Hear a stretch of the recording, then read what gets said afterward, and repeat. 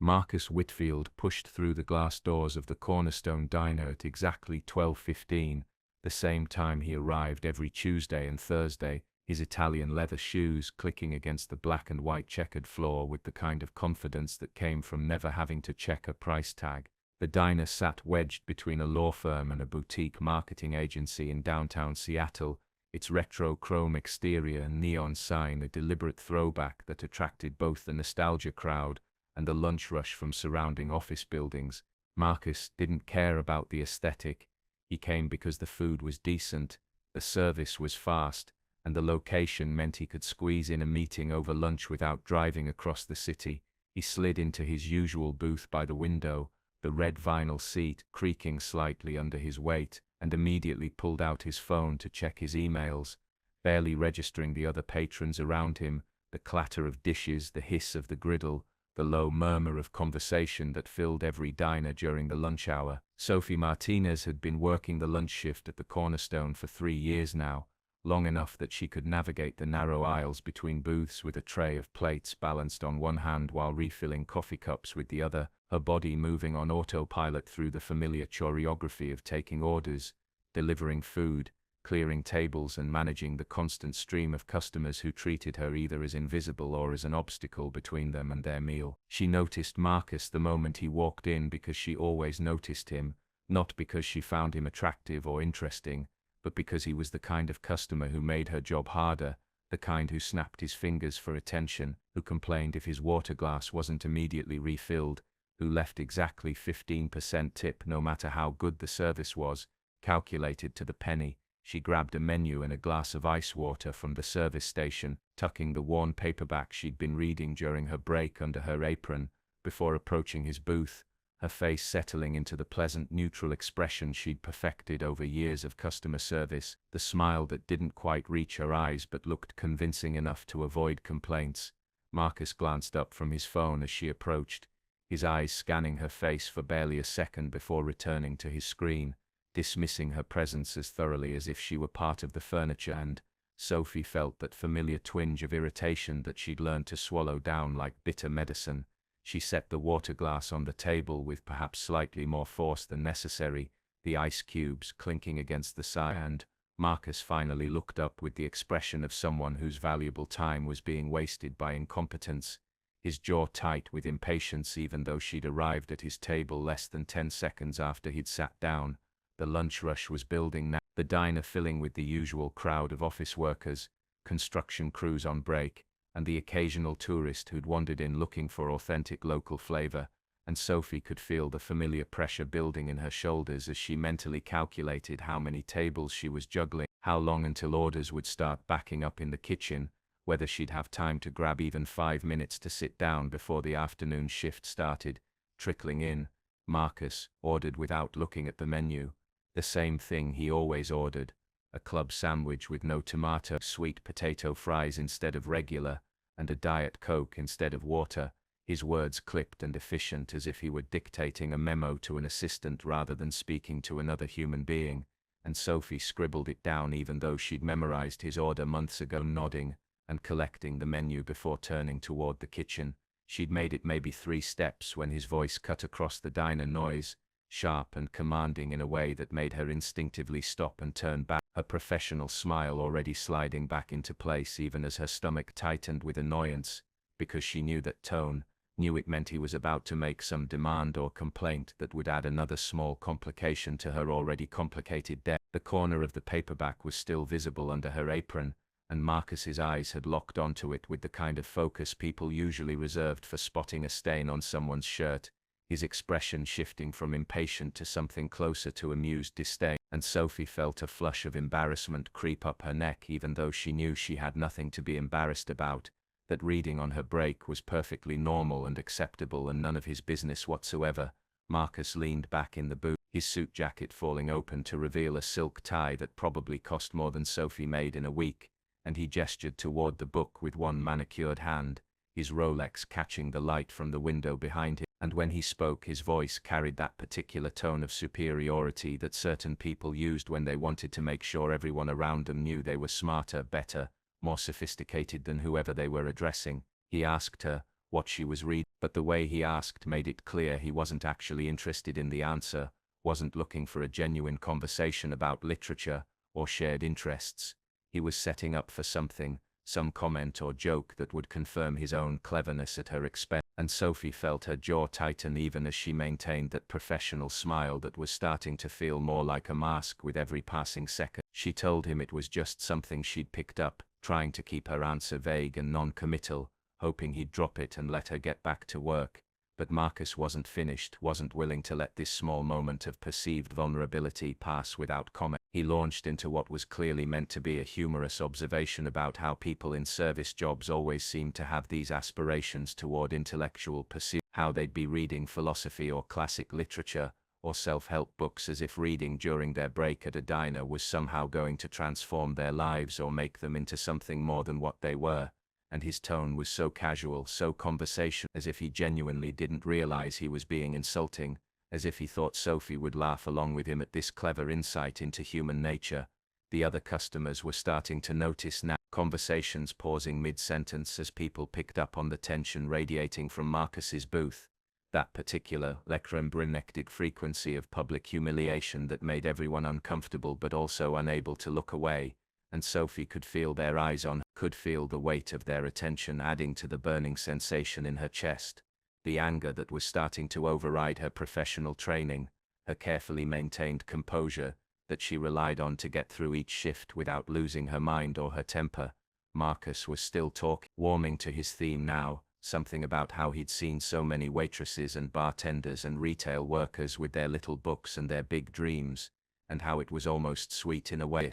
This belief that reading the right book or taking the right online course would somehow lift them out of their circumstances, as if personal development could substitute for actual talent or education or connection. And he said it all with this smile that suggested he thought he was being profound, sharing some hard truth that she needed to hear for her own good. Sophie's hand had moved unconsciously to the book under her apron, her fingers pressing against its familiar shape through the fabric, and she realized with a clarity that cut through her anger like a knife through fog that she'd reached a decision point, one of those moments where she could either swallow her pride and walk away the way she'd been trained to do, the way that kept her employed and her bills paid and her life running on its carefully balanced tracks, or she could do something different, something that might feel good in the moment, but would almost certainly have consequences she'd have to deal with later. Marcus had finally finished his monologue, and was looking at her expectantly, waiting for her to acknowledge his wisdom, to thank him perhaps for this unsolicited advice, to confirm that yes, he was absolutely right about her and people like her. And the silence stretched between them like a rubber band pulled to its breaking point, the whole diner seeming to hold its breath waiting to see what would happen next. Sophie pulled the book out from under her apron, slowly and deliberate, her movements controlled despite the adrenaline now flooding her system, and she set it on the table in front of Marcus with a soft thud that somehow carried more weight than its physical mass would suggest, her professional smile finally cracking to reveal something harder underneath, something that had been building for 3 years of being invisible, and dismissed and talked down to by people who thought their money and their suits gave them the right to treat service workers like props in their own personal movies. The book was worn around the edge, its cover creased from being opened and closed hundreds of times, the spine showing the characteristic cracks of a well-loved paperback that had been carried in purses and bags and aprons, read and reread until certain passages were committed to memory. And Marcus glanced down at it with that same dismissive expression, ready to continue his lecture about aspirational reading habits and the delusions of the working class. Then his expression changed, subtle at first, just a small crease appearing between his eyebrows, confusion flickering across his features before his eyes widened slightly and his hand reached out almost involuntarily to pick up the book, to turn it over and examine the back cover, and Sophie watched with grim satisfaction as the color slowly drained from his face, watched him look from the book to her face and back to the book again, his mouth opening and closing like a fish pulled suddenly from water, struggling to form words that wouldn't come. The book Marcus held in his trembling hands was titled The Invisible Hours, and he'd bought his copy almost 2 years ago during a business trip to New York, picked it up at a small independent bookstore in Brooklyn, because the cover had caught his eye, and the first few pages had grabbed him with their raw honesty about class and ambition, and the invisible barriers that separated different worlds within the same society. He'd read it on the plane home. Then again 2 weeks later, then a third time 6 months after that, each reading revealing new layers he'd missed before, and he'd recommended it to at least a dozen colleagues and friends, had quoted passages from it in presentations about workplace culture and employee motivation, had even mentioned it during a particularly memorable argument with his ex-wife about empathy and perspective, using the author's words to support his points about how well he understood the struggles of ordinary people. The author's name was printed right there on the cover in elegant serif font, S.M. Rodriguez, and Marcus had assumed without really thinking about it that the S stood for something masculine, had pictured in his mind a serious intellectual type, probably someone with a graduate degree from an Ivy League school, someone who'd done extensive research into working-class life to write with such authentic detail about the daily humiliations and small victories of service workers, the way they navigated a world that simultaneously depended on them and dismissed them. He'd never bothered to look up anything about S.M. Rodriguez beyond the brief bio on the book jacket that mentioned previous publications in literary magazines and a grant from some arts foundation. Had never connected those initials to the woman who'd been serving him lunch twice a week for months now, the waitress whose name tag read Sophie and whose face he'd looked at dozens of times without actually seeing, without registering her as a real person with an interior life that might be more complex and interesting than his own. The back cover of the book Sophie had placed on the table showed a black and white author photo, professional but understated, showing a woman with her hair pulled back, dressed simply in a dark sweater, her expression serious and direct as she looked into the camera with eyes that seemed to see right through whoever was looking back. And it took Marcus's brain several long seconds to reconcile that photograph with the woman standing next to his booth in her diner uniform, her hair in a ponytail instead of the loose waves in the photo, her expression no longer neutral and professional but showing a mixture of anger and satisfaction that made him feel suddenly very small and very stupid. The other diners were definitely watching now, pretending not to but failing completely. Conversations had stopped at the tables nearest to them and people were leaning slightly in their direction, sensing drama, the way animals sense an approaching storm, and Marcus could feel their attention like physical pressure against his skin. Could imagine what they were thinking as they watched this scene unfold, this obvious reversal of some kind, though most of them probably couldn't hear the specific words that had led to this moment and had no idea what the book he was holding represented. Sophie stood very still, her arms now crossed over her chest, her professional facade completely gone, replaced by something harder and more real, and when she spoke her voice was quiet but carried clearly across the suddenly hushed diner, each word dropping into the silence like a stone into still water, creating ripples that spread outward to touch everyone within earshot. She told him that yes, she was a waitress, had been working at this diner for 3 years now, and before that she'd worked at a coffee shop for 2 years, and before that at a bookstore during college, and she'd been writing the whole time, getting up at 5 in the morning before her shifts to write for 2 hours, staying up past midnight after closing to revise and edit, sending stories and essays to magazines and websites and collecting rejection letters like some people collected stamps, building a file folder full of polite no's and constructive criticism, and encouraging words that never quite translated into publication or payment or recognition. She told him about the year she'd spent working on The Invisible Hours, how she'd drawn from her own experiences and observation, how every character in that book was built from composite sketches of real people she'd served or worked alongside, how the protagonist's frustration and rage and desperate hunger for something more than what the world seemed willing to offer her was Sophie's own frustration and rage and hunger filtered through fiction, but no less true for being made up. She told him about the 47 agents who'd rejected the manuscript before she found one willing to take a chance on, about the small independent press that had finally published it, with a modest advance that barely covered 2 months of her rent, about how the book had slowly found its audience through word of mouth and social media recommendations and book club selections,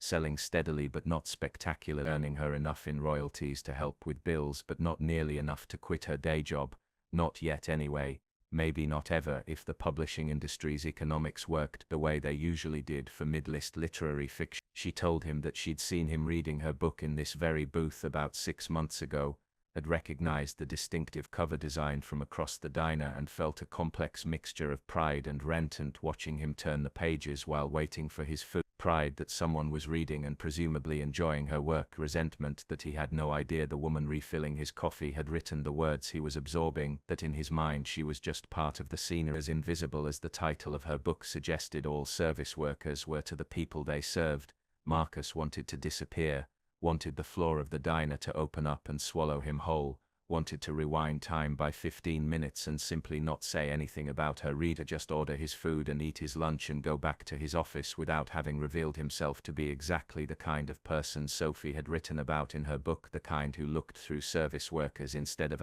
who made assumptions based on uniforms and job titles without considering that the person wearing that uniform might have depths and talents and achievements that had nothing to do with their current employment. He tried to speak, his mouth opening and closing several times before actual words emerged, and when they finally came they were stammered and disjointed, something about not knowing, about being a fan of her work, about what a coincidence this was, and even as the words left his mouth he could hear how pathetic they sounded, how inadequate, how completely insufficient to address what had just happened, what he had just done. Sophie watched him struggle, her expression not softening exactly, but perhaps showing a flicker of something that might have been pity, though whether she felt sorry for him or for herself or for the situation in general, Marcus couldn't tell, and then she reached out and took the book back from his hand, her fingers brushing his as she did so, the contact somehow more intimate and uncomfortable than anything that had come before, a reminder that they were both real people occupying the same physical space,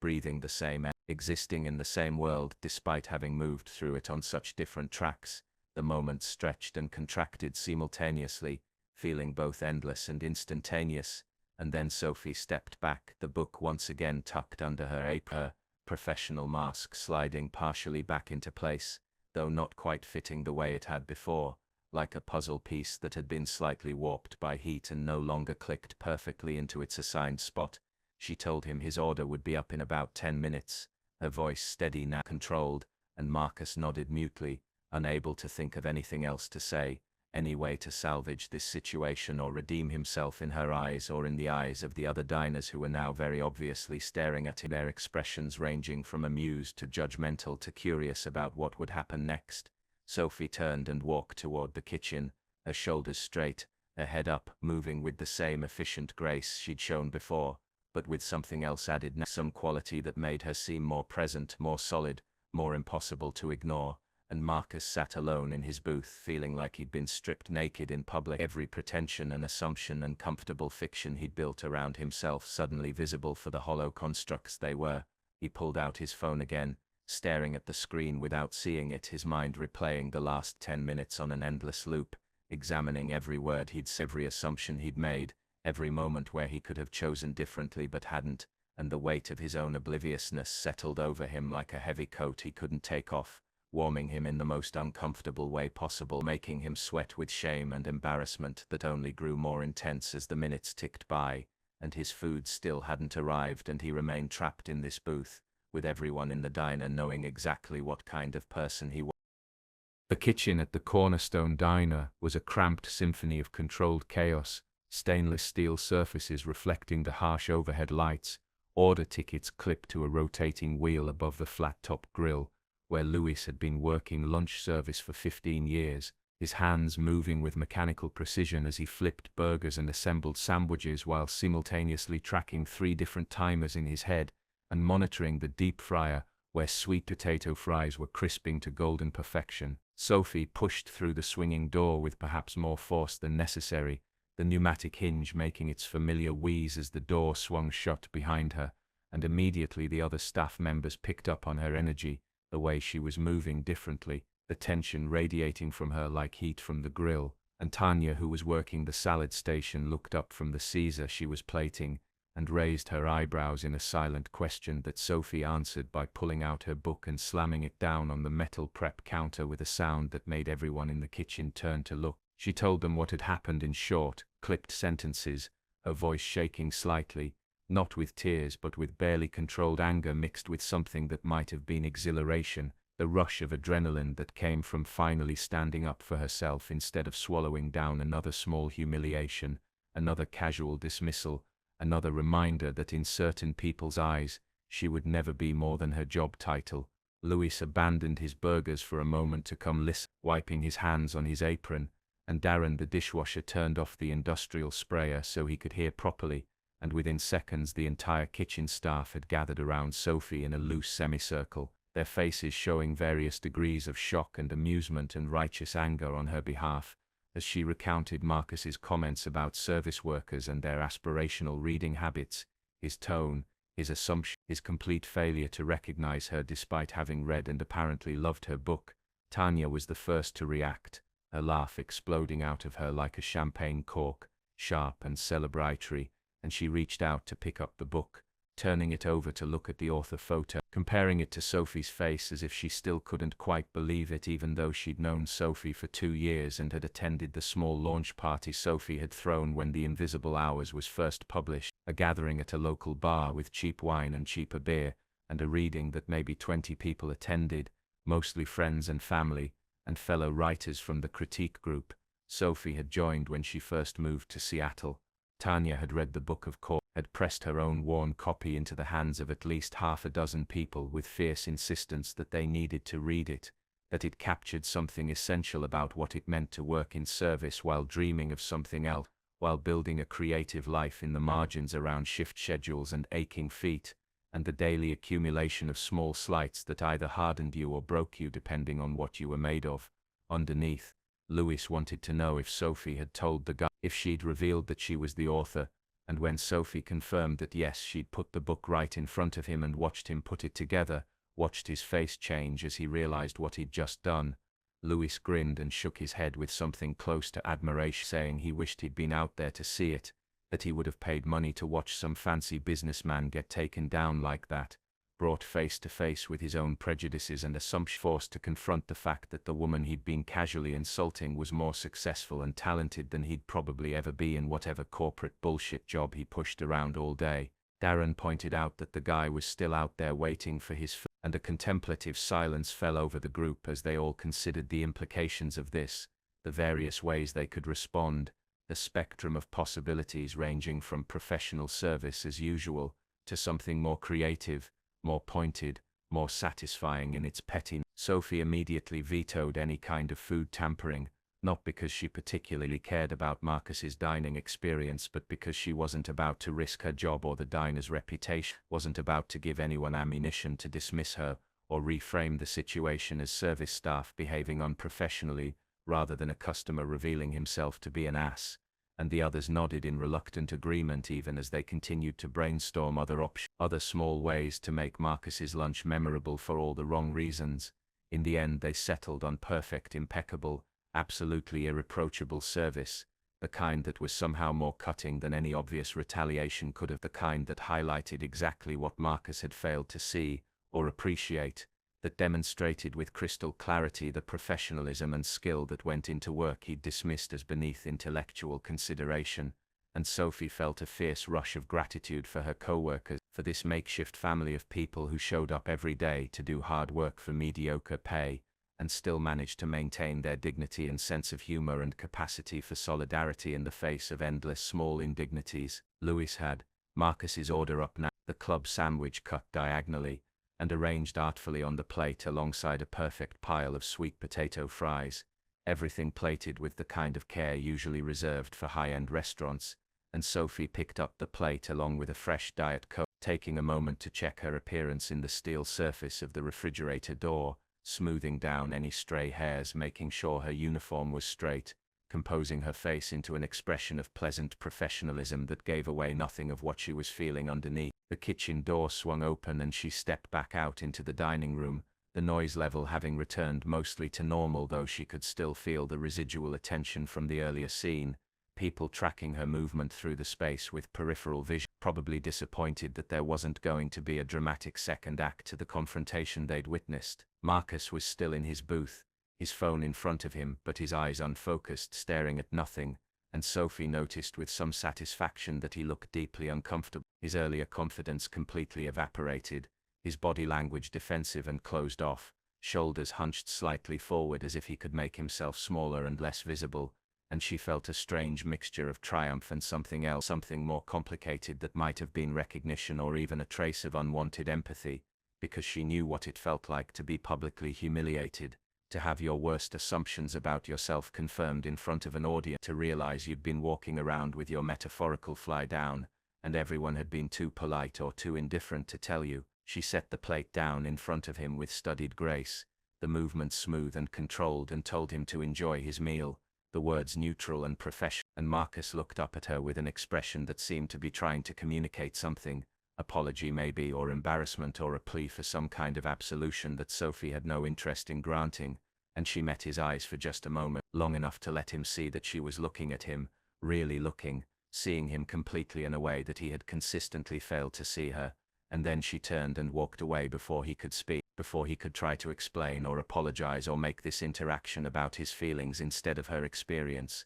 The lunch rush was starting to ease now, the crowd thinning out as people paid their checks and headed back to their office, and Sophie moved through the familiar routine of clearing tables, refilling drinks, taking new orders, the physical work helping to ground her after the adrenaline spike of the confrontation, her body settling back into its practiced rhythms, even as her mind continued to process what had happened, examining it from different angles, testing out various interpretations and narrative frames, the writer in her already beginning to transform the experience into material, into story, into something that might eventually show up in revised form in whatever she wrote next. She caught Tanya's eye across the dining room, and they exchanged a look that contained entire conversations, years of shared experience compressed into a single moment of understanding, and Sophie felt something loosen in her chest, some tension she hadn't realized she'd been carrying finally releasing, and she thought about her book, about all the hours she'd spent writing it in stolen moments before and after work,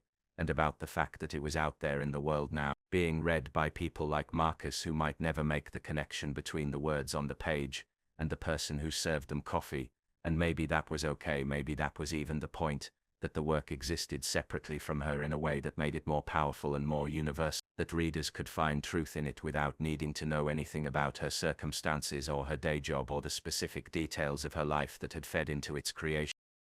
Marcus sat in his booth for almost 40 minutes after Sophie delivered his food, the club sandwich growing progressively less appetizing as it sat untouched on the plate, the sweet potato fries cooling and losing their crispness, the ice in his Diet Coke melting into watery dilution, but he couldn't bring himself to eat, because his appetite had completely vanished, replaced by a churning nausea that had nothing to do with the food, and everything to do with the uncomfortable realization that he was, at least in this particular instance, the villain of someone else's story, the antagonist, the character readers were supposed to recognize and condemn, and the fact that this realization came from having read and enjoyed a book that was explicitly about people like him failing to see people like Sophie, made the whole situation even more mortifying, because it meant he somehow managed to completely miss the point of a book whose point was explicitly about people like him missing the point. He'd taken out his phone several times, typing and deleting messages to colleagues, to his sister, to his best friend from college, trying to explain what had just happened and seeking some kind of validation or perspective or reassurance that he wasn't as terrible as he currently felt, but each attempt to capture the situation in words only made it worse, because writing it out forced him to confront the specific details of what he'd said and how he'd said it, the casual cruelty of his assumptions, the way he'd used Sophie as a prop for his own cleverness, without considering for even a second that she might be a real person with her own thoughts and feelings, and accomplishments that had nothing to do with her ability to remember his lunch order. He'd also Googled S.M. Rodriguez, something he should have done years ago when he first read the book, and found himself tumbling down a rabbit hole of interviews and reviews and profile pieces, learning that Sophie Martinez Rodriguez had been publishing short stories in literary magazines since college, that she'd won several awards for her fiction, that The Invisible Hours had been long-listed for a prestigious book prize and had been selected for multiple independent bookstore staff picks lists, that NPR had done a segment about it during their weekend book shows, that it had become a quiet word-of-mouth success story in literary circles, the kind of book that serious readers pressed into each other's hands with urgent recommendations. And Marcus realized with a sick feeling that Sophie had been working at this diner, serving him his predictable Tuesday and Thursday lunches, while her book was receiving national attention and critical acclaim, while she was being interviewed by journalists and invited to speak at literary festivals, while she was building a career as a writer that was vastly more interesting and significant than anything Marcus had achieved in his own professional life as a mid-level marketing executive at a company that sold cloud-based enterprise software solutions. The realization that Sophie's day job was just that, a job that paid her bills while she pursued her actual calling, should have been obvious to anyone with half a brain and a basic understanding of how creative careers worked in America, how most writers and artists and musicians had to cobble together multiple income streams because their creative work alone couldn't sustain them financially,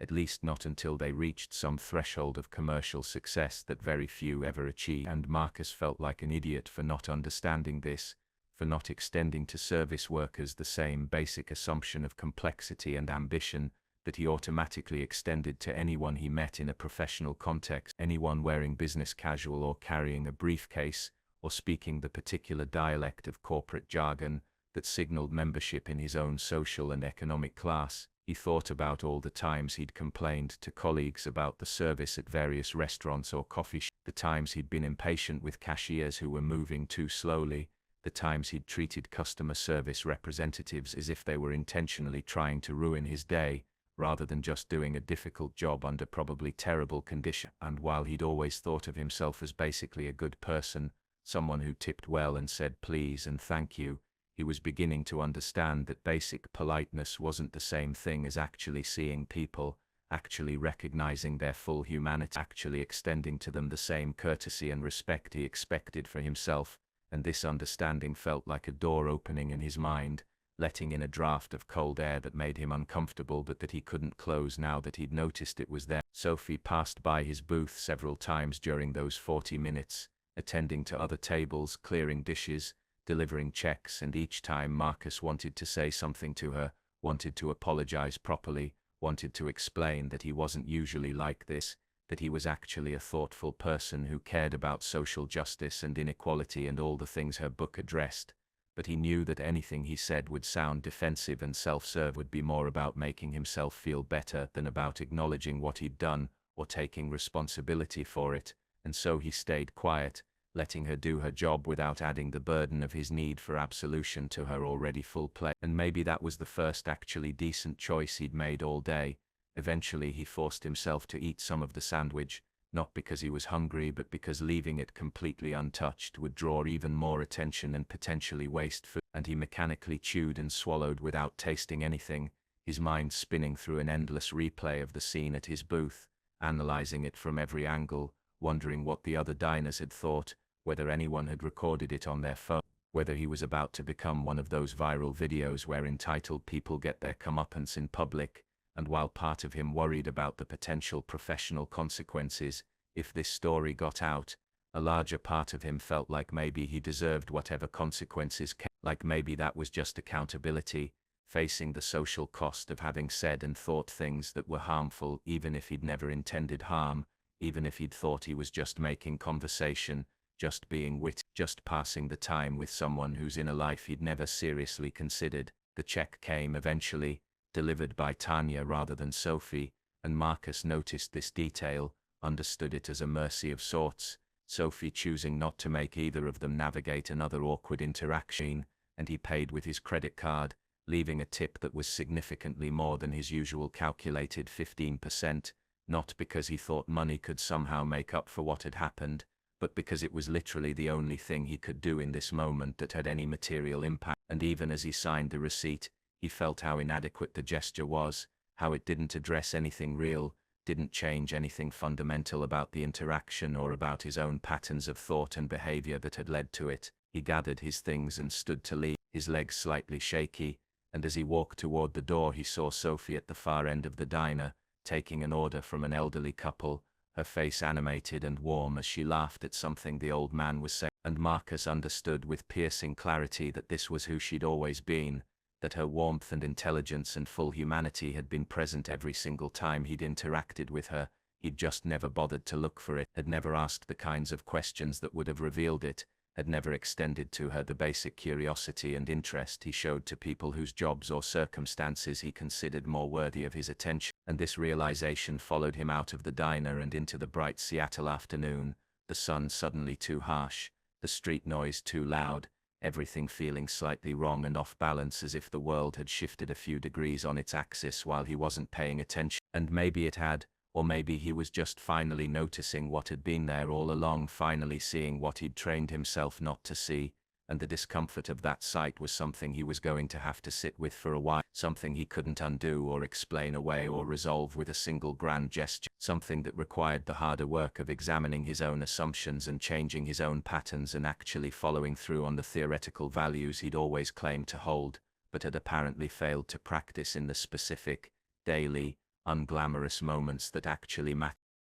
Sophie's shift ended at 3, but she stayed until 5, sitting in the back corner booth with her laptop open and a cup of coffee that she'd made herself from the dregs of the lunch pot, trying to capture something of the afternoon's events in writing while they were still fresh, while the emotional resonance of the confrontation still vibrated in her chest like a plucked string, and she found herself struggling with the tone, with whether to make it funny or angry or sad or some combination of all three, with whether Marcus deserved to be portrayed as a villain or just as someone profoundly oblivious, someone who'd never been forced to think about the implications of his own privilege and the way it shaped his perceptions of everyone around him. The diner was mostly empty now. The dinner crowd not yet arrived, just a couple of regulars at the counter nursing coffee and reading newspapers, and Luis was in the kitchen prepping for the evening shift, his radio playing something in Spanish that Sophie could hear faintly through the service window, and there was something comforting about this in-between time,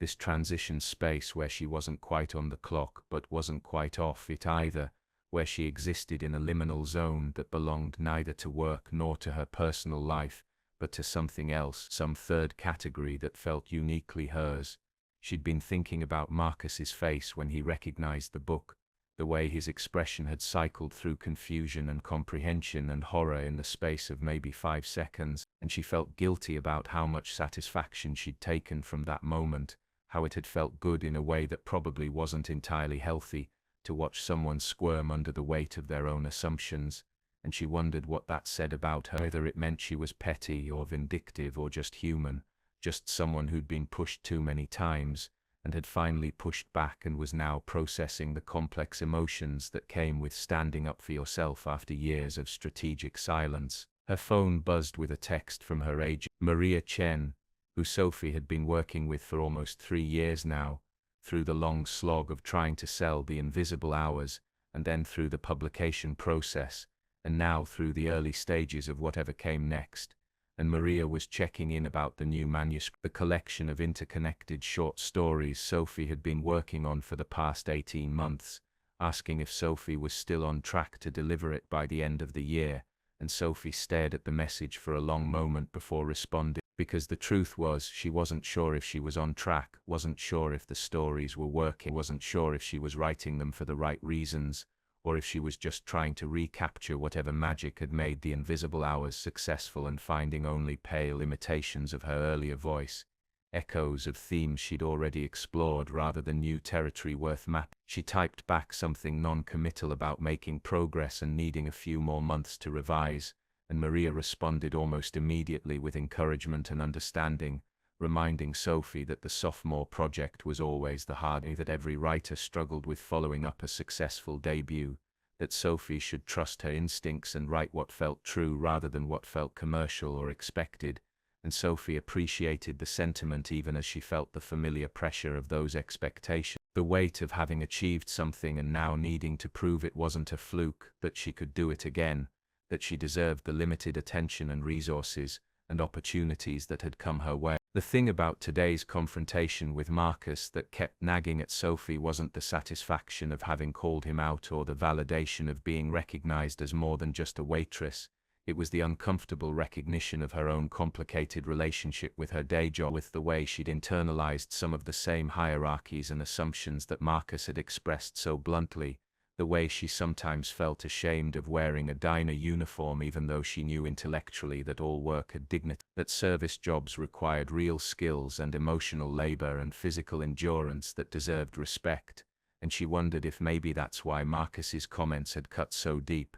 not just because they were insulting but because they'd touched on something she already felt, some insecurity she hadn't fully acknowledged or addressed, and maybe confronting him had been as much about confronting that part of herself as it had been about defending her dignity or making a point about class and respect. She'd written about this tension extensively in The Invisible Hour. The protagonist struggled to maintain pride in her work while also desperately wanting to escape it, to achieve some other kind of success that would validate her worth in society's eye. And Sophie had thought writing about it would help her resolve those feelings or at least understand them better. But instead the book's success had made everything more complicated. It created this weird double consciousness where she was simultaneously proud of her writing career and embarrassed about her day job, where she found herself in conversations at literary events having to explain why she still worked at a diner when she'd published a critically acclaimed novel, as if the modest advance and quarterly royalty checks should have been enough to live on in one of the most expensive cities in America,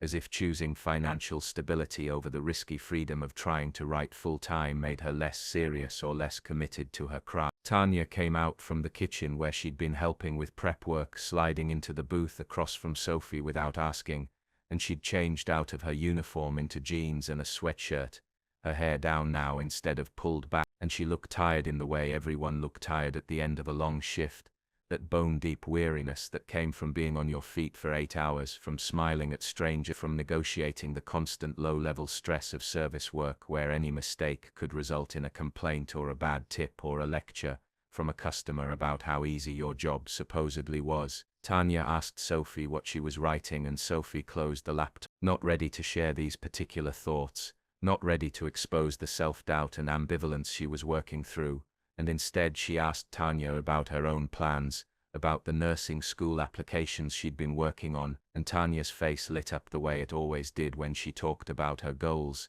about finally getting out of the service industry and into a career that paid better and offered real opportunities for advancement. And Sophie felt that familiar mixture of support and something else, something that might have been envy or sadness or just the melancholy recognition that people moved through your life in temporary configurations, that the relationships forged in shared circumstances didn't always survive when those circumstances changed, when someone moved on to something different, while you stayed behind doing the same work in the same place with new people who would eventually move on too. They talked for another 20 minutes about nothing important, sharing gossip about other staff members, complaining about difficult customers, planning a movie night for the following weekend. And it was comfortable and easy in the way that friendship could be when you'd worked alongside someone long enough to develop that kind of effortless rapport, and Sophie felt grateful for this moment, for this person, for the community that had formed among the diner staff despite the transitory nature of service work, despite management turnover and schedule changes,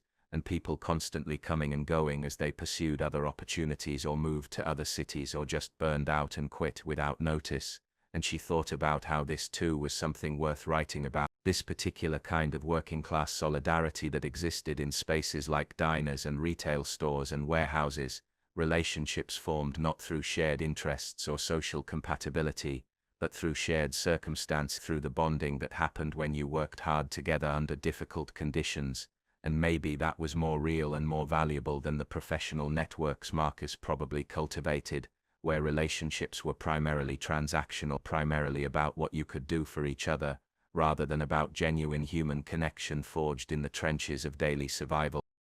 Sophie discovered she'd become a minor internet sensation completely by accident, scrolling through her phone before bed that night and seeing that one of her social media accounts had exploded with notifications, hundreds of new followers and comments and shares all happening in the space of a few hours. And at first she thought maybe there'd been some mistake or maybe her account had been hacked. But then she started reading the messages and realized that someone had posted about the incident at the diner, had apparently been sitting close enough to overhear the entire exchange between her and Marcus, and had shared the story on multiple platforms, describing the scene in vivid detail, and identifying Sophie by her published name, rather than just as a waitress, and the post had gone viral in that particular way that stories about comeuppance and justice and rich people getting their due always seemed to go viral, tapping into a collective frustration with inequality and condescension, and the daily indignities that service workers faced from customers who viewed them as somehow less than fully human.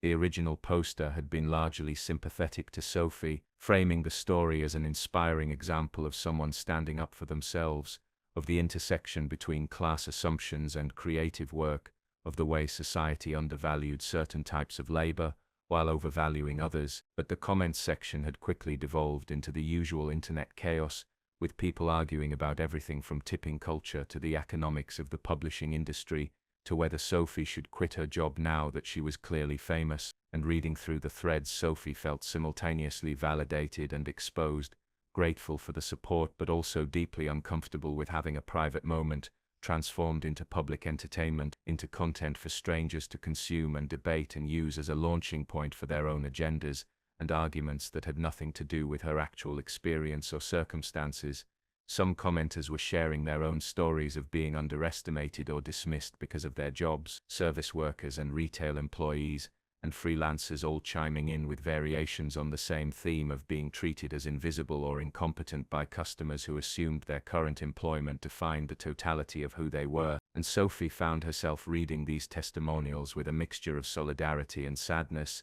recognizing how common her experience was, how many people were walking around carrying similar wounds from similar encounters, and she thought about how Marcus probably had no idea he was participating in a pattern, probably thought his comments were original observations rather than tired cliches that service workers heard in various forms, dozens of times a week from customers who all seemed to think they were the first person clever enough to make that particular joke or offer that particular piece of unsolicited advice. Other commenters were more focused on the dramatic irony of the situation, on the poetic justice of Marcus being a fan of Sophie's work without recognizing her, and these responses treated the incident more like entertainment than like a real moment in real people's lives, turning Sophie and Marcus into characters in a narrative rather than individuals with complex inner lives and messy motivation. And Sophie felt her discomfort growing as she realized that going viral meant losing control of your own story, meant watching other people project their own meanings and interpretations onto your experience, meant becoming a symbol for something larger than yourself whether you wanted that role or not.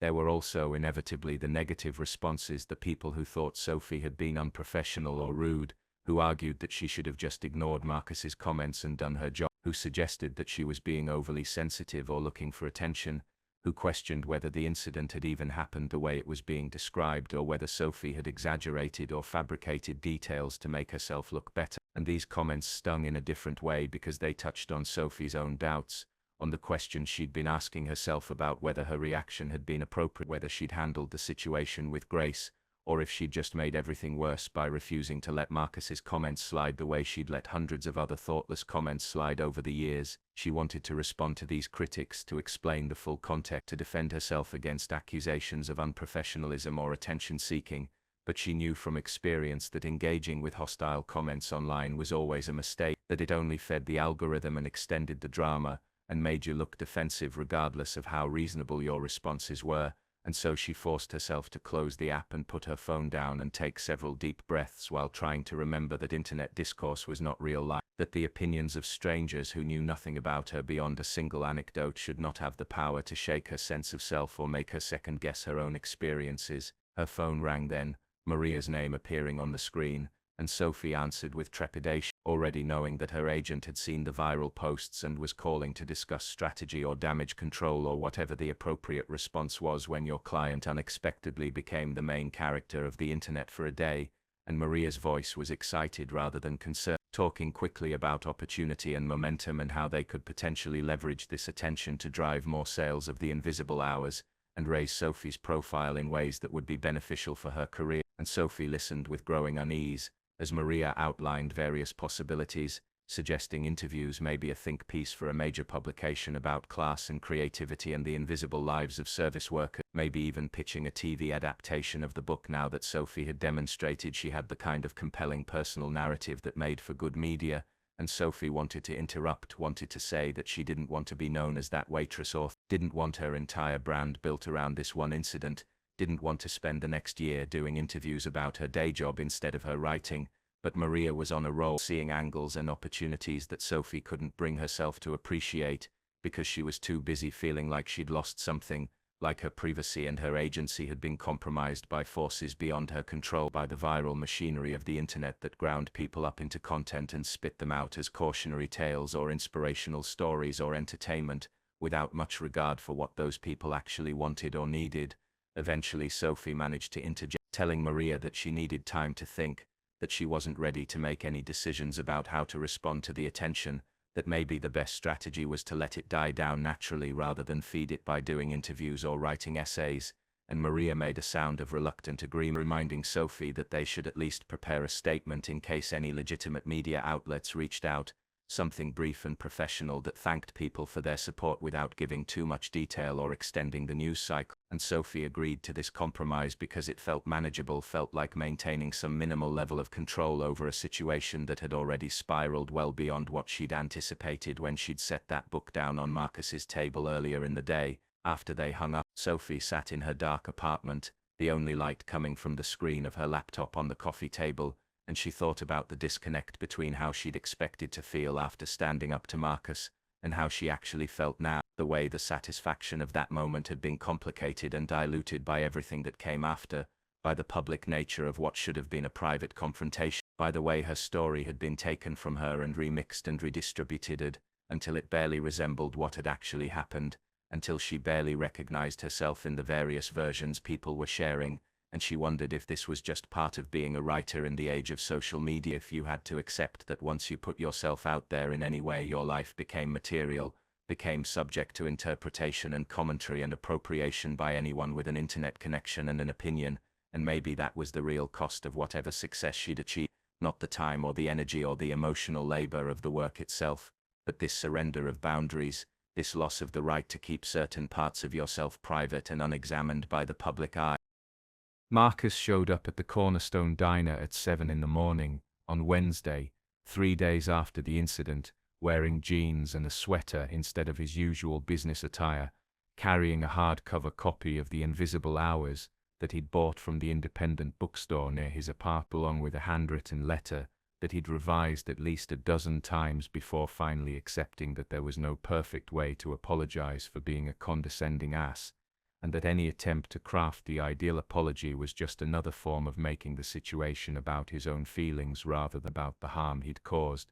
He'd spent those 3 days in a state of mounting anxiety as the story of his humiliation spread across the internet, watching helplessly as strangers debated his character and his motivations based on a second-hand account that was largely accurate, but that couldn't capture the full context of who he was, or why he'd said what he'd said. Not that context would have made it better exactly, not that there was any explanation that would transform his comments from insulting to acceptable, but still he felt the injustice of being reduced to a villain in a morality test, to a one-dimensional representation of everything wrong with privilege and assumptions and the way certain people moved through the world, without considering their impact on others. He'd been recognized twice, once at a coffee shop and once at the gym, people giving him looks that ranged from amused to contemptuous, and his inbox was full of emails from friends and colleagues who'd seen the posts and were either checking in with concern or very carefully not mentioning what they'd obviously seen. And Marcus had called in sick to work on Tuesday because he couldn't face the office, couldn't handle the questions or the jokes or the sideways glances, and he'd spent the day doom scrolling through social media and reading think pieces about class and service work and the way that certain types of people wielded their education and economic status as weapons, even when they didn't consciously intend to do harm. Each article felt like it was written specifically about him, like the entire internet had gathered to hold up a mirror and force him to look at aspects of himself he'd successfully avoided examining for 38 years. The diner was quiet at this hour, just a few early risers at the counter, and one booth occupied by what looked like a construction crew fueling up before heading to a job site. And Sophie was there. Of course she was there because Marcus had checked the diner's schedule online to make sure he'd arrive during her shifts. And she was pouring coffee for an elderly man at the counter when Marcus walked in, and he saw the moment she noticed him, saw her body go still for just a fraction of a second before she finished pouring and moved on to the next customer, her face carefully neutral, giving nothing away. And Marcus felt his courage faltering, felt the urge to turn around and leave, before this got any more awkward. But he'd come this far, and backing out now would just be one more form of cowardice, one more way of avoiding discomfort at the expense of doing what was right. He sat at a small table near the window rather than taking his usual booth, trying to make himself as unobtrusive as possible, trying not to be the kind of customer who demanded immediate attention. And he waited while Sophie finished her round, while she took orders and delivered plates and refilled coffee cups, moving through her work with the efficient grace he'd failed to appreciate before. And he watched her interact with the other customers, noticed the way she remembered regular orders without asking, the way she checked in on the construction crew to make sure they had everything they needed, the way she smiled at the elderly man's joke and took a moment to actually listen when he told her about his grandson's baseball game. And Marcus understood that this was what he'd meant, that Sophie brought to her work the same attention and intelligence and care that she brought to her writing, that the job itself wasn't beneath her because she'd chosen not to treat it as beneath her, because she understood something about dignity and craft that Marcus was only beginning to grasp, that any work done well and with full presence was worthy of respect regardless of where it fell in society's arbitrary hierarchies of value and prestige. Eventually Sophie made her way to his table, her expression professionally neutral, and she asked if he wanted coffee without quite meeting his eyes, and Marcus said yes, and then, before he could lose his nerve, he said he'd come to apologize, that he wanted to give her something, and he pushed the book across the table along with the letter, and Sophie looked down at them without touching them, her face unreadable, and for a long moment Marcus thought she was going to refuse, was going to tell him to leave,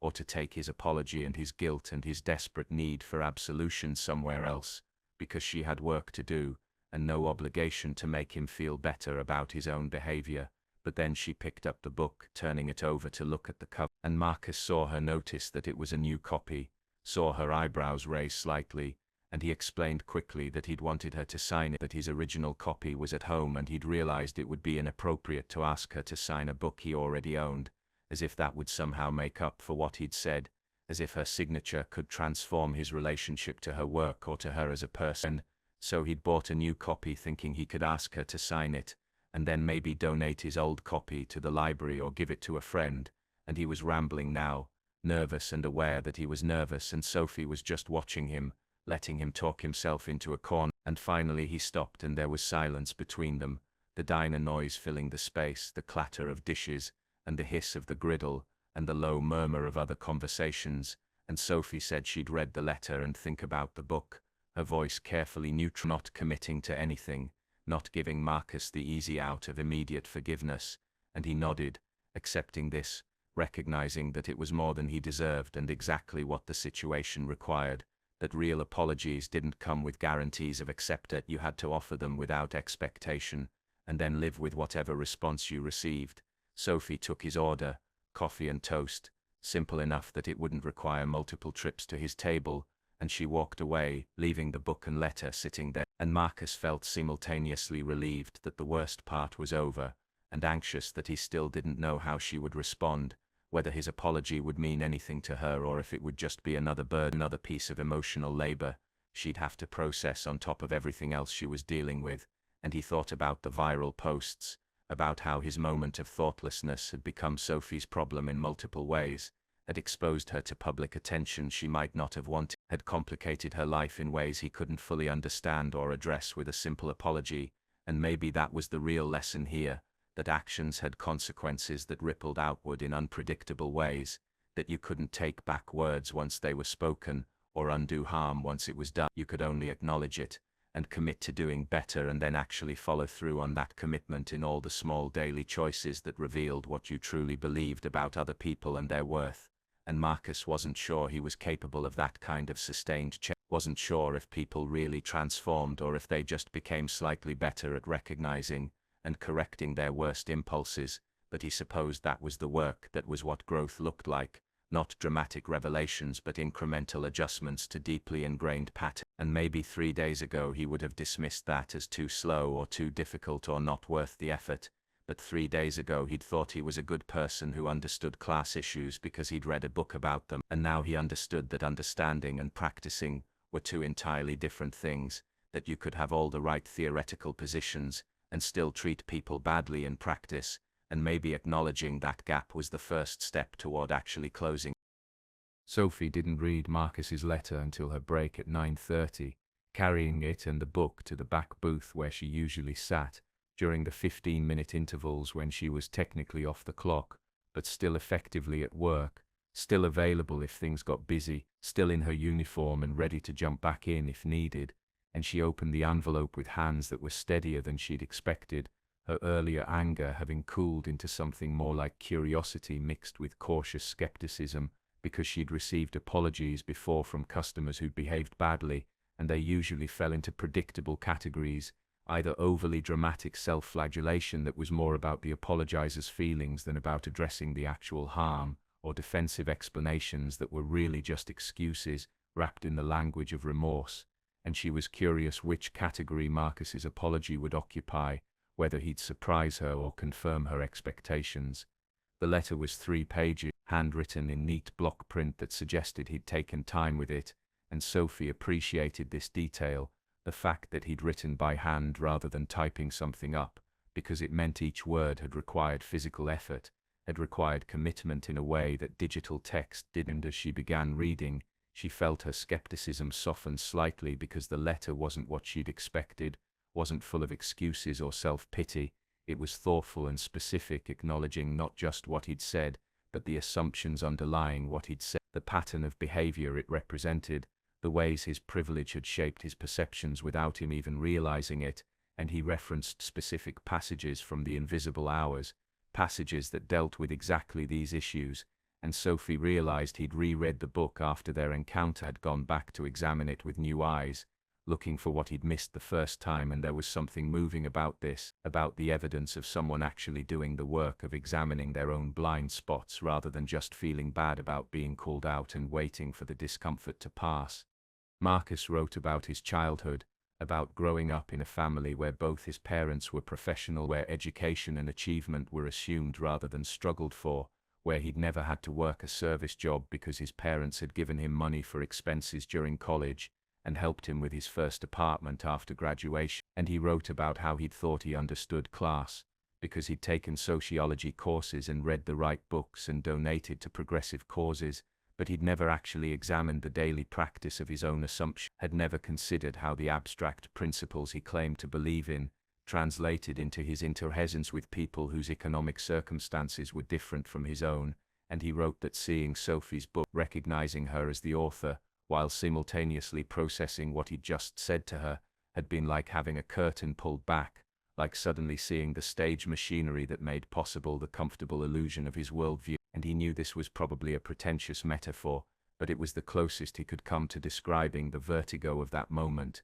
the disorientation of realizing that you'd been wrong about something fundamental, not just factually wrong, but wrong in a way that revealed character flaws you thought you'd addressed or didn't have. And he wasn't asking for forgiveness exactly, wasn't asking for anything. He just wanted Sophie to know that he heard her, that he saw, that the encounter had changed something in him that he hoped would stay changed, though he was realistic enough to know that one moment of shame wasn't going to undo 38 years of conditioning, that real change required sustained effort, and constant vigilance, and probably therapy if he was being honest, and he was going to do that work regardless of whether she ever spoke to him again, because he'd realized that she didn't owe him anything, not her time or her energy or her emotional labor in helping him become a better person. That was his responsibility and his alone. And this letter was just a way of acknowledging that and thanking her for being willing to call him out when she could have just as easily let it slide the way she'd probably let countless other comments slide. And maybe that moment of confrontation had been exactly what he needed. Maybe sometimes people needed to be made uncomfortable in order to recognize how comfortable they'd been making everyone else around them. Sophie read the letter twice, sitting very still in the booth, her coffee growing cold in front of her, and she felt her throat tighten with emotions she couldn't quite name, wasn't sure she wanted to name, because anger was simpler, anger was cleaner, anger didn't require her to consider complexity or extend empathy to someone who'd hurt her, but the letter made it harder to maintain that anger and made her consider Marcus as a full person rather than as a symbol of everything that frustrated and exhausted her about customer service. about the daily microaggressions that accumulated like sediment until you couldn't remember what it felt like to move through the world without their way. And she thought about her own parents, about her father who'd worked construction for 40 years, and her mother who'd cleaned houses to help pay for Sophie's college tuition, and she thought about the customers who'd dismissed them, who'd treated them as invisible or interchangeable, and she thought about how easy it was to divide the world into us and them, service workers and customers, the respectful and the disrespectful, and how much harder it was to acknowledge that people were more complicated than the worst things they'd done, that growth was possible if difficult, that extending grace didn't mean excusing harm, but rather acknowledging that humans were messy and contradictory, incapable of change if they chose to do the work, and maybe Marcus would actually do the work and maybe he wouldn't, but that wasn't really her responsibility. Her responsibility was to decide how she wanted to respond, what kind of person she wanted to be in this moment, and whether holding on to anger served her in any meaningful way or just kept her tethered to a painful interaction that had already taken up too much of her mental and emotional energy. She picked up the book, the new hardcover that Marcus had bought specifically for this purpose, and she opened it to the title page, pulling a pen from her apron pocket, and she sat there for a moment considering what to write, what message would be honest and appropriate and true to how she actually felt rather than how she thought she should feel, and finally she wrote, "For Marcus, may you see everyone you meet as clearly as you see these pages, S.M. Rodriguez,"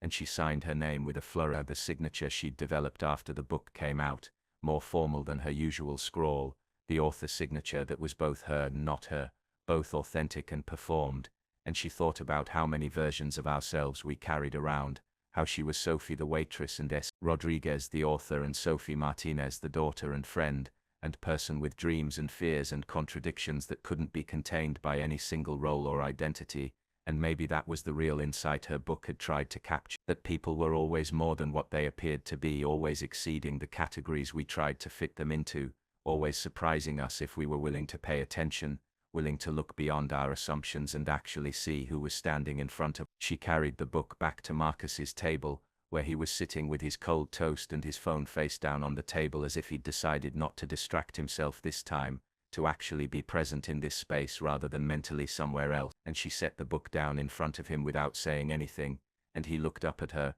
and there was something in his face, gratitude maybe, or relief, or just acknowledgement, and Sophie nodded a small gesture that meant she'd received his apology and was choosing to accept it even if she wasn't quite ready to say that everything was fine. Because everything wasn't fine, there was still the matter of the viral posts and the attention and the ways this incident had complicated her life. But at least this part was resolved, this small transaction between two people who'd hurt and been hurt and were now trying to figure out how to move forward without pretending the hurt hadn't happened. The rest of the morning passed normally, or as normally as anything could pass when you'd recently become a minor internet celebrity and were still processing the aftermath of a public confrontation that had revealed uncomfortable truths about both yourself and the person you'd confront. And Sophie moved through her shift with the familiar rhythms of muscle memory, her body knowing what to do even as her mind wandered through the various implications and possibilities that this moment had opened up. And she thought about Marcus's question of whether reading could actually change your life, could actually lift you out of your circumstances,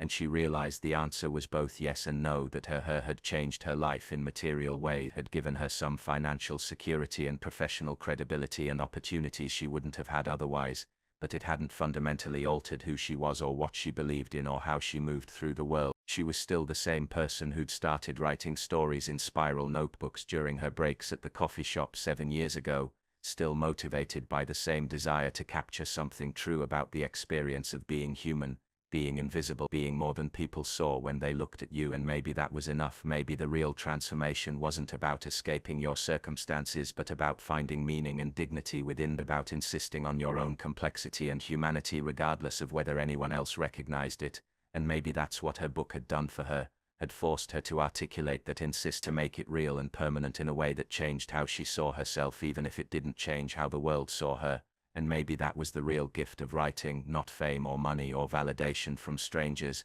but this clarification of self, this crystallization of values and perspectives that let you move through difficult situations with more certainty about who you were and what you believed in. And if she'd given Marcus even a fraction of that clarity through their encounter, through her book or through her willingness to confront him, then maybe the whole messy situation had been worth it, had served some purpose beyond the immediate satisfaction of standing up for herself, had planted seeds that might grow into something unexpected, something that might ripple outward in ways she'd never know about, the way art always rippled outward, touching people in ways the artist couldn't predict or control, changing things in small increments that accumulated over time into larger shifts. And maybe that was all you could really ask for, that your work mattered to someone, that your presence registered, that you left the world slightly different than you found it, even if the difference was just one person seeing you, really seeing you, and being changed by what they saw. The bookstore in Capitol Hill was packed for Sophie's reading, far more people than the owner had anticipated. Folding chairs arranged in neat rows, now supplemented by people standing along the walls and sitting cross-legged on the floor near the podium, and Sophie stood behind the microphone, feeling the familiar flutter of nervousness that always preceded public speaking, even though she'd done maybe 24 of these events by now, even though she should have been getting used to the attention, to having people look at her not as a waitress or a service worker but as an otter, as someone whose words had meant something to them, whose book had articulated feelings they'd struggled to express or experiences they'd thought were unique to them, but which Sophie had captured in prose that made them feel seen and understood. Her second book, the short story collection, had come out 3 months ago and was doing respectably well, not a breakout success but solid, earning good reviews and building on the foundation that The Invisible Hours had established, and her publisher was pleased enough that they'd offered her a 2-book contract with an advance that was significantly larger than what she'd gotten for her first book, large enough that she'd finally, tentatively given notice at the Cornerstone Diner, a last shift scheduled for the following month, and the decision to leave had been more complicated than she'd expected, filled with relief and guilt and grief for the community she was leaving behind, for the identity she'd built around being both a writer and a service worker, around refusing to choose between her art and her survival, and she wasn't sure who she'd be once she was just a writer, just an author without the grounding anchor of a day job to keep her connected to the material reality that most people lived in, the world she'd written about and drawn from, and which had shaped her voice and her perspective in ways she was only beginning to understand.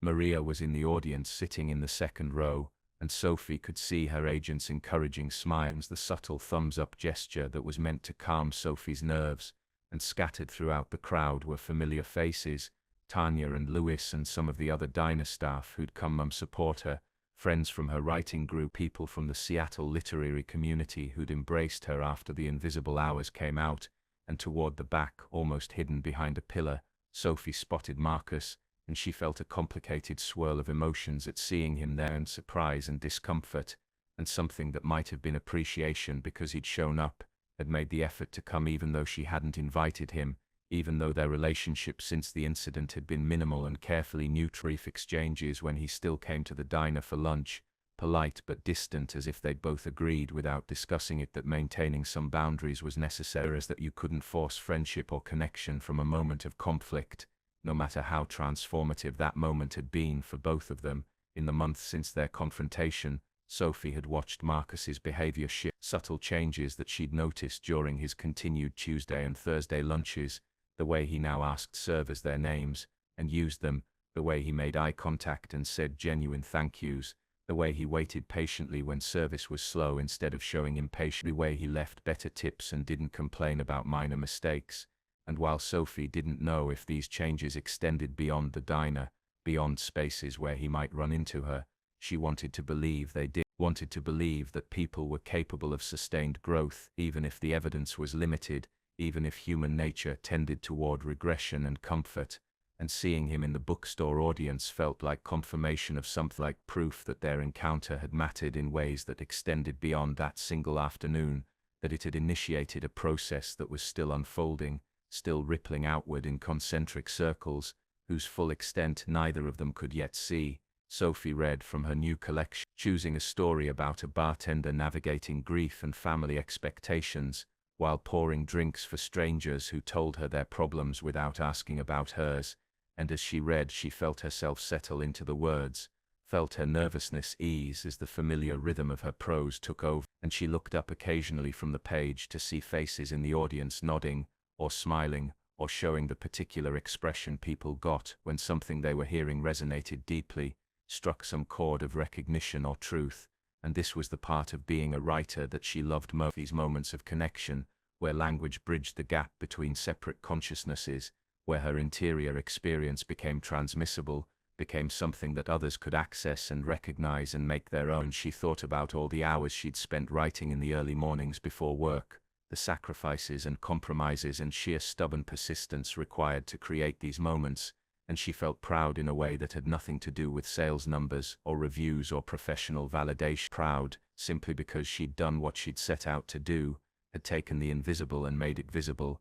had given voice to experiences that existed at the margins of mainstream literary discourse, had insisted on the worth and complexity of lives that others might dismiss or overlook. And maybe that was pretentious or self-important, but she didn't care because art was allowed to be ambitious, was allowed to reach for significance even if it sometimes fell short, and at least she'd tried to make something that mattered rather than just accepting the world as it was presented to her, accepting the narratives about whose stories deserved to be told and whose voices deserved to be heard. The Q&A session after the reading was lively. Questions about her writing process and her influences and how she balanced working at the diner with writing, and Sophie answered honestly about the challenges and the compromises, about the times she'd been too exhausted to write, about the guilt of calling in sick to work so she could meet a deadline, about the way financial pressure had shaped her creative choices, had made her sometimes play it safe when maybe she should have taken risks,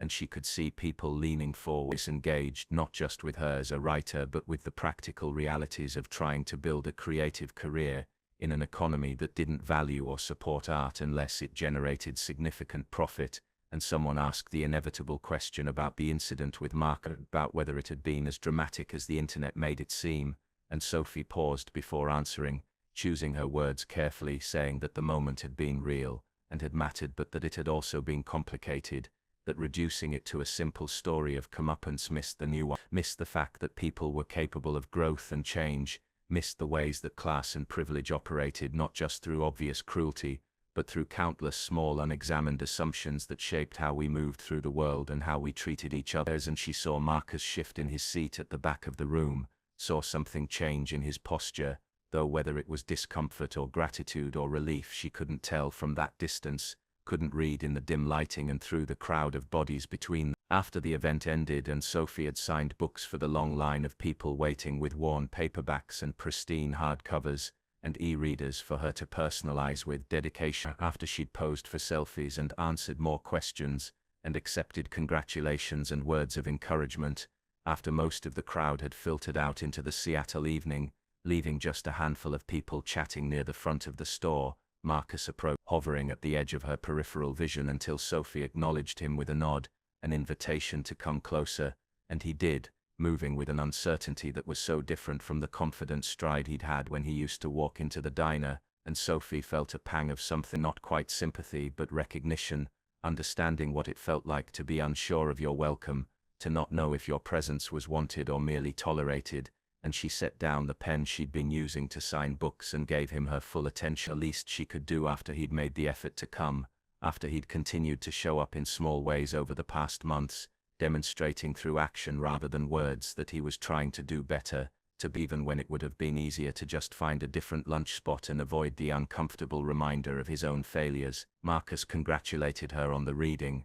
on the new book, and his words were genuine, unforced, showing that he'd actually listened to what she'd read, that he'd engaged with the material rather than just showing up for appearances, and he said he'd bought a copy of the collection and was looking forward to reading it. And then he paused, seeming to gather courage, and asked if maybe they could get coffee sometime, not at the diner but somewhere neutral, somewhere they could talk not as waitress and customer but as two people who'd been thrown together by circumstances, and had navigated something difficult and had maybe come out the other side with something worth preserving, some connection or understanding that deserved to be explored outside the constraints of their original roles. And Sophie considered this request, so weighing it against her instincts and her boundaries, and her sense of what would be healthy versus what would just be opening herself up to more complications, more emotional labor, more responsibility for someone else's growth journey. And she thought about the letter he'd written, about the changes she'd observed, about the way holding on to anger hadn't served her as well as letting it transform into something more nuanced, more mature, more aligned with the values she wanted to embody rather than just the ones she wanted to perform. She told him yes, they could get coffee, but she made it clear that this wasn't about rebuilding or maintaining any kind of regular friendship, wasn't about making him feel better about what had happened or giving him absolution or becoming some kind of teacher figure in his personal growth narrative. This was just about acknowledging that they'd both been changed by their encounter, and maybe there was value in comparing notes, in understanding how the other person had processed and integrated the experience, and Marcus agreed immediately, grateful for even this limited opening, and they exchanged phone numbers with the understanding that they'd figure out timing later, after Sophie had recovered from the intensity of the reading, after the adrenaline and attention had faded, and she could think clearly about what she wanted from this tentative connection, if anything. And then Marcus left, slipping out of the bookstore into the evening, and Sophie was left standing in the literary fiction section surrounded by shelves full of other people's stories,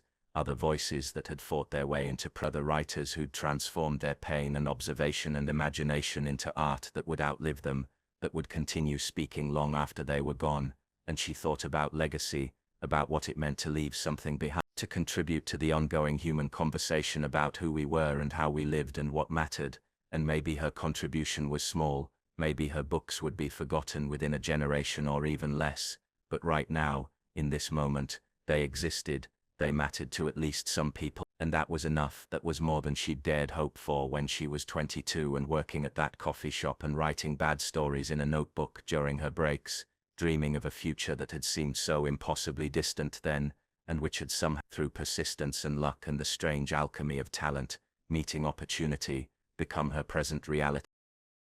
Sophie's last shift at the Cornerstone Diner fell on a Thursday in late autumn, the sky heavy with clouds that threatened rain, but hadn't yet delivered, and she arrived early because she wanted time to simply be in the space, to walk through the familiar territory one last time, before it stopped being her workplace, and became just another diner, just another place she'd once worked on her long journey toward whatever came next. And the morning light coming through the windows was diffuse and gentle, making everything look slightly softer than usual, slightly unreal, and Sophie moved between the tables, running her hand along their edges, touching the red vinyl of the booth seats, the chrome trim on the counter, the coffee maker that had broken down at least once a month for the entire 3 years she'd worked there, and she felt the weight of accumulated experience in every surface, every object, years of muscle memory encoded in the layout of this space, in the knowledge of which booths had wobbly tables and which sections of floor were slippery when wet,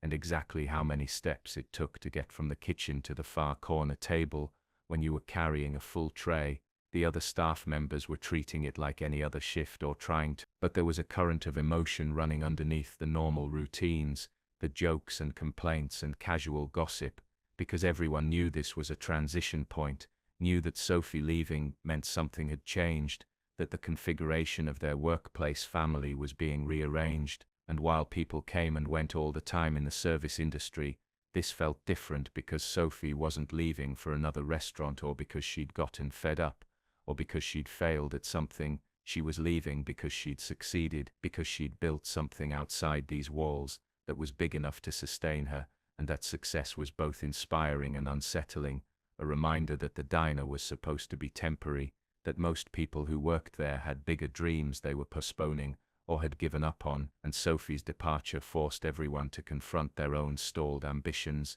their own complicated relationships with work that paid the bills but didn't feed the soul, and she felt guilty about this even though she knew it was irrational, knew she shouldn't apologize for achieving what she'd worked so hard for, that she'd spent so long being part of this community that leaving it felt like a small betrayal, even though everyone was happy for her, even though they'd thrown her a party last week with a cake that said "Congratulations, author," and had given her a framed photo of the whole staff that she'd cried over in the bathroom before composing herself and returning to cut the cake and accept their well wishes. The lunch rush came and went with its usual chaos, the diner filling with the familiar mix of regulars and tourists and office workers, and Sophie moved through it with heightened awareness, noticing details she'd stopped seeing years ago, the particular sound the door made when it opened, the way light hit the counter at noon, the smell of coffee and bacon grease and cleaning solution that defined the space, And she thought about all the writers who'd romanticized blue-collar work from a safe distance,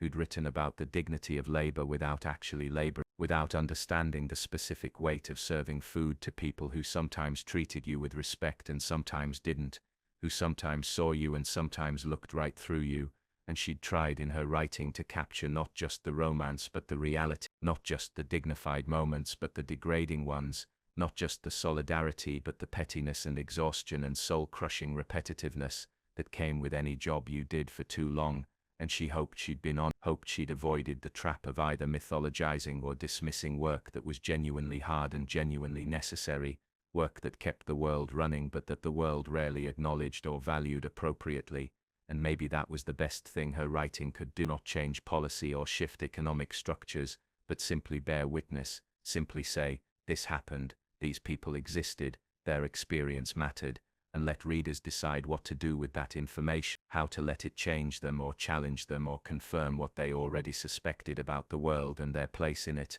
Marcus came in at his usual time, and Sophie felt a complicated mix of emotions seeing him slide into a booth, because he'd become a fixture in these final months. His presence a reminder of that pivotal afternoon, but also proof that people could learn and change, that the capacity for growth existed, even in the most unlikely circumstances. And they'd had coffee twice since her reading, awkward conversations that had gradually eased into something more natural, not quite friendship but maybe the foundation for it, a mutual respect built on having seen each other at their worst and having chosen to move forward anyway, to be bigger than their mistakes and their wounded pride. And Sophie had learned things about Marcus that complicated her initial assessment of him. Learnt about his divorce and his estrangement from his sister and his own struggles with depression and the ways he'd used work and status as shields against examining the emptiness at the center of his life. And she'd shared things with him too, about her fears of success, about the imposter syndrome that plagued her whenever someone called her an author,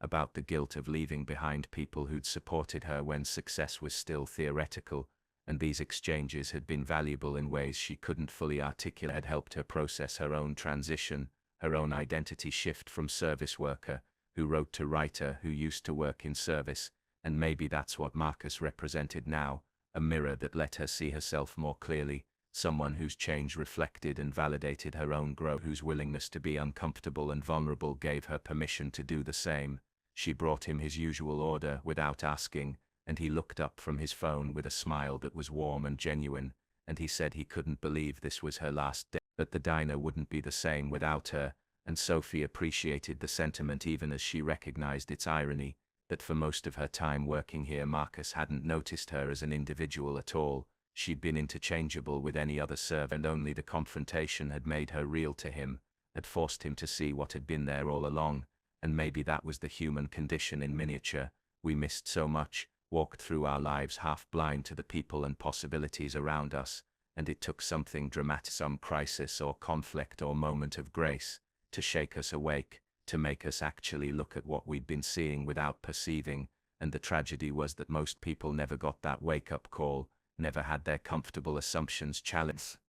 never had to reckon with the gap between who they thought they were and who their actions revealed them to be. And in that sense Marcus had been lucky, had been given a gift even though it hadn't felt like one at the time, the gift of seeing himself clearly enough to choose to change. And Sophie had been the unwitting giver of that gift, had done for him what her book had done for thousands of readers, had made the invisible visible, had insisted on her own complexity and humanity in a way that couldn't be ignored or dismissed. And maybe that was her call, not just as a writer but as a person, to insist on seeing and being seen, to refuse the comfortable lies that let people move through the world without friction or discomfort, to stand as a reminder that everyone you encountered was carrying their own invisible hour, their own dreams deferred and dignity asserted, and daily negotiations with a world that wanted to reduce them to functions and categories and convenient simplifications. The afternoon stretched and contracted in that strange way that last days did, simultaneously endless and far too short. And Sophie found herself taking mental photographs,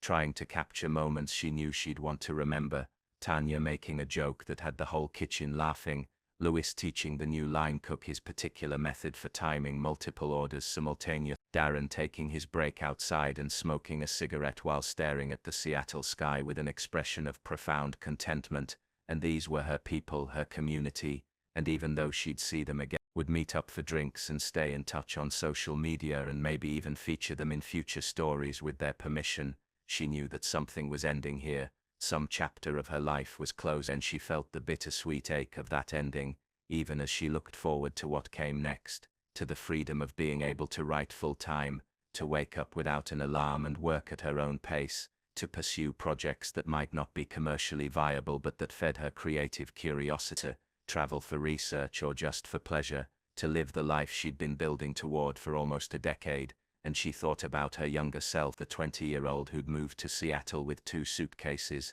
and a head full of literary ambitions and no real understanding of how difficult it would be to make those ambitions real. And she wanted to reach back through time and tell that younger self that it would be worth that the struggle and sacrifice and endless patience would eventually pay off, that perseverance mattered, that talent combined with stubborn refusal to quit could overcome almost any obstacle if you were willing to endure long enough. And maybe that was the message she should write on her own heart now, as she stood on the threshold of this new phase, that the journey wasn't over, that success brought its own challenges and fears, and the pressure to repeat or exceed what you'd already achieved, and she'd need that same stubborn perseverance to navigate whatever came next, to resist the temptation to play it safe, or to let commercial concerns override her artistic instinct, to stay true to the voice and vision that had gotten her this far while remaining open to growth and change, and the surprising directions that creative work could take you if you let it. Her shift ended at 7, the sky now fully dark, rain finally starting to fall in that persistent Seattle drizzle that could last for hours or days, and Sophie stood by the door in her street clothes, having changed out of her uniform for the last time, and the staff had gathered to say goodbye, proper hugs and handshakes and promises to stay in touch, and Sophie felt her throat tighten with emotion that she'd been holding back all day, felt tears starting to form and didn't bother to stop them because this was worth crying over. This ending and this this community that had sustained her, and this new phase that both terrified and exhilarated her, and they all said things that people say at moments like this, about how proud they were, about what an inspiration she was, about how they'd always known she'd make it. And Sophie accepted these words with grace, even though she knew that success was never inevitable, was always contingent on luck and timing and 1,000 factors beyond anyone's control, and she'd been fortunate, had caught breaks that others equally talented might never catch, and that knowledge kept her humble, kept her aware that her success didn't make her better than anyone else, just luckier, just persistent in the particular way that aligned with the particular opportunities that had presented themselves, and she promised herself she'd remember, would use whatever platform she'd built to highlight other voices, other stories, other people who deserved recognition and weren't getting it, who were still working their day jobs, and writing in stolen moments and hoping that someday their break would come too. She pushed open the door and stepped out into the rain, looking back one last time at the Cornerstone Diner, its neon sign reflected in the wet pavement, warm light spilling from its windows onto the darkening street, and she thought about all the stories contained in that space, all the lives that intersected there daily, all the invisible hours accumulated by everyone who worked there or ate there or passed by without noticing it, and she felt grateful to have been part of that ecosystem for a while, to have contributed her own story to the collective narrative of the place. And then she turned and walked away into her new life, into the uncertainty and possibility of what came next, carrying with her the lessons learned in that diner, the dignity earned through hard work, the connections forged through shared struggle, the voice she'd developed by paying attention to the world around her, and insisting that even the smallest moments contained meaning worth capturing, worth sharing, worth transforming into art that might help someone else feel less alone, less invisible, less defined by the narrow categories that society tried to impose on everyone who didn't fit neatly into its success narratives. And as she walked through the rain toward the bus stop that would take her home to her apartment, where her laptop waited, where the blank page waited, where the next story waited to be written, she felt something she hadn't felt in a long time, something that might have been peace, or might have been hope, or might have been simply the deep satisfaction of knowing that she'd done what she set out to do, had honored her younger self's dream, had made the invisible visible, had insisted on being seen, and in being seen had helped others see themselves more clearly, and maybe that was enough, maybe that was everything, maybe that was all art could really do, And if so, it was work worth continuing, worth dedicating her life to, worth all the struggle and doubt and fear that inevitably came with trying to capture truth in language. And she smiled despite the rain, despite the cold, despite the uncertainty of what the future held, smiled because she was free now, finally free to write without compromise, to follow her vision wherever it led. And that freedom was what she'd been working toward all along. That freedom was what every hour at the diner had been building toward. And now she had it. Now she could begin the real work of her life. And the beginning felt like coming home.